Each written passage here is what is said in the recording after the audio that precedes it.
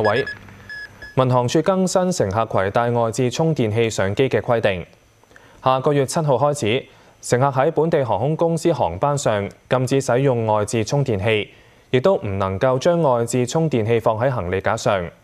處方建議市民如果有疑問，乘搭航班之前可以向航空公司查詢。公立醫院收費架構改革聽日出爐，醫務衛生局將會舉行記者會交代詳情。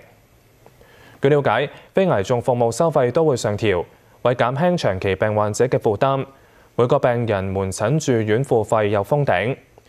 診金年藥費每年最多俾大約係1萬蚊。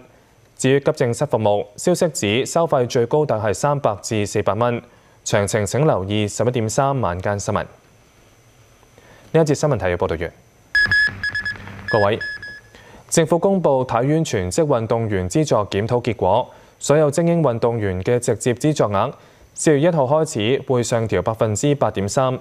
作為體院全職運動員入門級別嘅成年隊，標準資助增加至每月1萬蚊，而桌球同網球未來2年維持屬 A 級精英體育項目。Coldplay 演唱會印錯飛嘅事件，受影響觀眾即日開始可以換飛。9個指定換票點有7個喺香港，換飛嘅人要先登記舊門票資料，再輸入取票碼同取票密碼，先至能夠攞新嘅飛。政府要求 CityLine 必須交代印錯飛事件，做好應變工作。呢一節新聞提要報道完。